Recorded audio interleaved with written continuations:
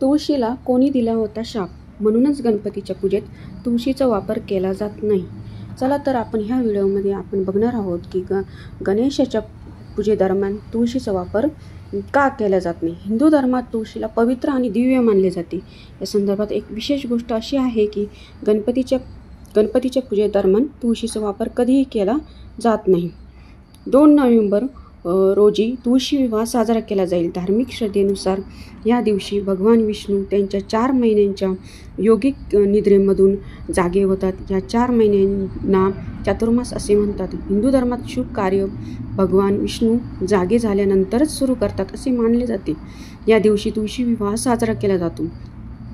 हिंदू धर्मात तुळशीला पवित्र आणि दिव्य मानले जाते. असं असताना या संदर्भात एक मनोरंजक आणि विशेष गोष्ट अशी आहे की गणपतीच्या पूजेदरम्यान तुळशीचा वापर कधीही केला जात नाही. त्यामागे एक पौराणिक कथा आहे, ती आता आपण जाणून घेऊ. तुळशी माता यांचे गणेशावर खूप प्रेम होते आणि त्यांच्याशी त्या विवाह करू इच्छित होत्या. कथेनुसार एके दिवशी तुळस आणि आपल्या मनातील इच्छा व्यक्त करण्यासाठी थेट गणेशाकडे गेली. तिने नम्रपणे गणेशाला आपल्या भावना व्यक्त केल्या आणि लग्न करण्याची इच्छा व्यक्त केली. असं असताना गणेशाने तिचा विवाह प्रस्ताव नाकारला. हा नकार तुळशीसाठी खूप दुःखद आणि अपमानकारक होता. तिची भक्ती आणि प्रेम असूनही गणेशाने ती शक्य मानले नाही.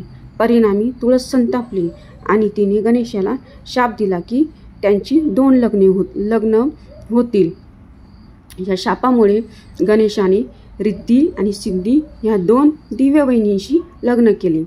तुळशीच्या शापामुळे गणेश संतप्त झाले आणि त्यांनी तुळशीलाही शाप दिला. गणेशाने तुळस एका राक्षसाशी लग्न करेल असा शाप दिला. या शापामुळे तुळशीने राक्षस कुळातील राजा जालंधरशी विवाह केला. पौराणिक कथेनुसार तुळशी मातेला तिची चूक कळताच तिने गणेशाची माफी मागितली. गणेशाने तिची प्रार्थना ऐकली आणि वचन दिले की कालांतराने तुळशी माता एक वनस्पतीचे रूप धारण करेल. तिची पूजा आणि आदर केला जाईल.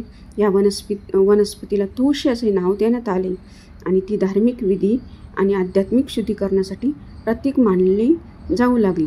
त्यावेळी गणेशाने हे स्पष्ट केले की त्याच्या पूजेत मात्र तुळशीचा वापर केला जाणार नाही.